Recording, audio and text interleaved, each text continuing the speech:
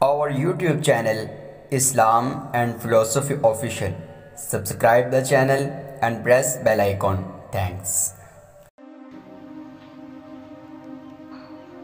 دوستو، اس دنیا میں اللہ کا قانون ہے کہ وہ ہر انسان کو کسی نہ کسی درجے میں اس دین کے دنیا میں قائم کروانے کا ایک موقع عطا کرتے ہیں۔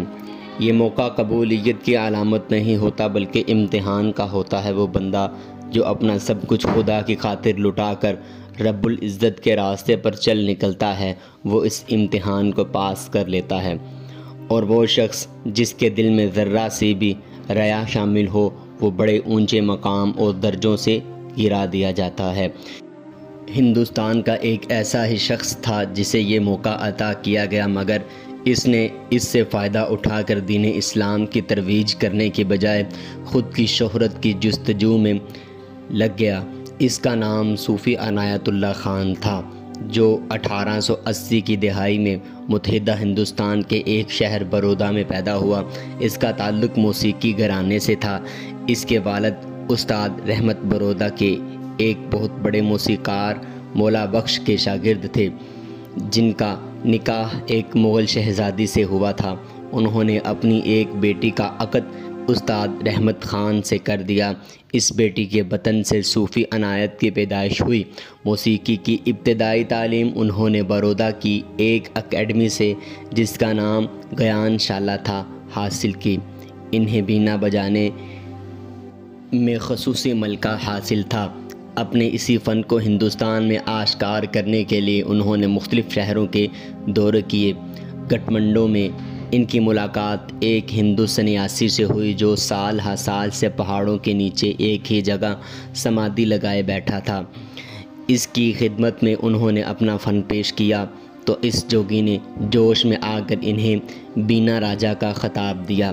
وہاں سے یہ مختلف شہروں کی سیر کرتے ہوئے حیدرآباد دکن پہنچے، جہاں ان کی ملاقات ایک بہت بڑے اللہ کے ولی سید محمد ابو ہاشم مدنی سے ہوئی۔ ان بزرگ نے عنایت خان کو راہ سلوک کی منزلیں طے کروائیں، جہاں مجاہدے کے ریگزار بھی تھے اور مشاہدے کے گلنار بھی۔ مجاہدہ اور مشاہدہ علم تصوف میں اہم درجے ہیں، جن کے متعلق ہم کسی الگ ویڈیو میں بحث کریں گے۔ صوفی عنایت خان تصوف کی ان منزلوں کو سیکھ کر اپنے شیخ کے حکم سے مغربی ممالک میں اسلامی تصوف کی اشاعت کے لیے چلے گئے۔ سب سے پہلے انہوں نے امریکہ کا دورہ کیا اور نیو یارک میں کولمبیا یونیورسٹی میں تصوف کے متعلق لیکچرز دیے۔ پھر انگلستان سے ہوتے ہوئے روس کی شہر ماسکو پہنچے، جہاں ان کی ملاقات ایک بہت بڑے روسی ناول نگار ٹالسٹائی کے بیٹے کانگٹ سے ہوئی۔ وہ بہت جلد ان کا مداح بن گیا۔ اسی کی کوششوں سے وہاں ان کی کتاب اے صوفی میسج آف اسپرچول لبرٹی کا روسی زبان میں ترجمہ ہوا۔ ان دنوں جنگ عظیم بھی سر پر آ گئی، لہٰذا وہ روس سے بھاگ کر انگلستان چلے گئے، جہاں انہوں نے صوفی تحریک کی باقاعدہ بنیاد رکھی۔ اس ضمن میں انہوں نے اپنا ایک اشاعتی ادارہ صوفی پبلشنگ سوسائٹی کے نام سے لندن میں قائم کیا اور زور و شور سے اپنے مسلک کی تبلیغ شروع کر دی۔ 4-5 سال کے تھوڑے ہی عرصے میں یورپ میں دین کا طوطی بولنے لگا اور جگہ جگہ ان کی تحریک کے مراکز قائم ہو گئے۔ فرانس اور سوئٹزرلینڈ میں ان کے مداح سب سے زیادہ تھے، اس لیے انہوں نے اپنی تحریک کے ہیڈ کوارٹرز بالترتیب پیرس اور جنیوا میں قائم کیے اور پیرس میں مستقل سکونت اختیار کی۔ عنایت خان کے مرشد سید محمد ابو ہاشم مدنی نے انہیں اسلامی تصوف کے رموز سے آشنا کیا تھا اور اسی طریق کو مغربی ممالک میں پھیلانے کی تلقین کی تھی، لیکن یورپ پہنچ کر انہوں نے وہاں کے ماحول کے ساتھ سمجھوتا کر لیا۔ وہاں کے لوگوں کو اس سلسلے میں داخل کرنے کی بجائے انہوں نے اپنے سلسلے کو ہی مغربی مزاج کے سانچے میں ڈال لیا۔ چنانچہ اسلام کی تبلیغ کرنے کے بجائے ان کا مسلک فلاسفیکل سوسائٹی کی طرز پر مختلف مذاہب کا ایک مجموعہ اخلاقیات سا بن کر رہ گیا۔ اس مسلک میں اسلام سمیت دنیا کے سب مذاہب یکساں درجہ رکھتے ہیں، کسی ایک مذہب کو دوسرے پر کوئی فوقیت حاصل نہیں۔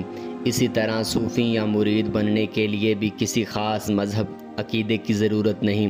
مسلمانوں، عیسائیوں، یہودیوں اور زرتشتیوں کے علاوہ ہندو، بت پرست اور ملحد بھی یکساں طور پر اس سلسلے میں داخل ہو سکتے ہیں۔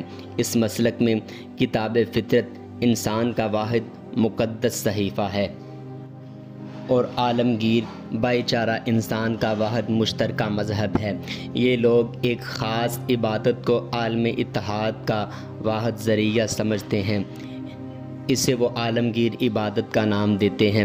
اس عبادت میں حصہ لینے والے ایک بند کمرے میں قطار در قطار بیٹھ جاتے ہیں۔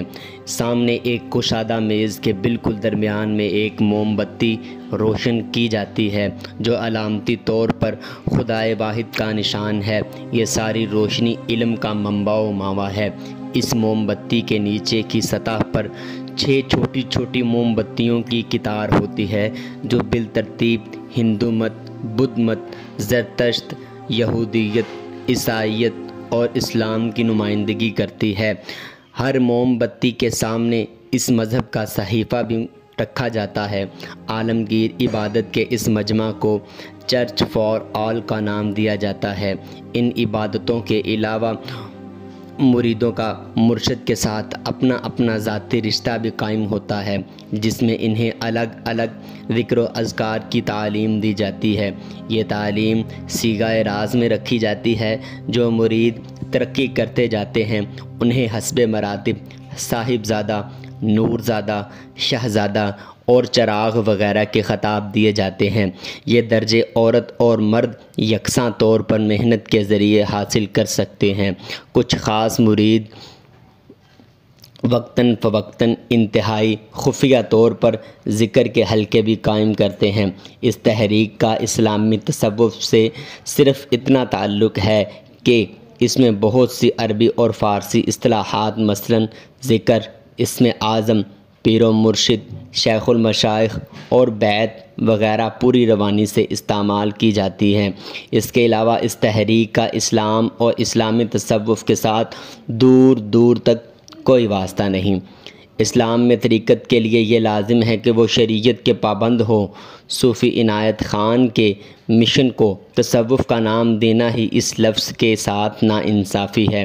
صوفی عنایت خان 16 سال یورپ میں رہ کر 1926 میں ہندوستان واپس آئے۔ یہاں بہت سے شہروں میں انہوں نے اپنے لیکچرز کے ذریعے وہاں اپنے مشن کی کامیابی کا ڈنڈورا پیٹا، مگر بر صغیر میں انہیں مقبولیت نہ مل سکی۔ کہا جاتا ہے کہ ہندوستان میں صرف ان کے 1 یا 2 مرید تھے۔ اپنے مشن کو ہندوستان میں ناکام ہوتے دیکھ کر انہوں نے یورپ واپس جانے کا ارادہ کیا۔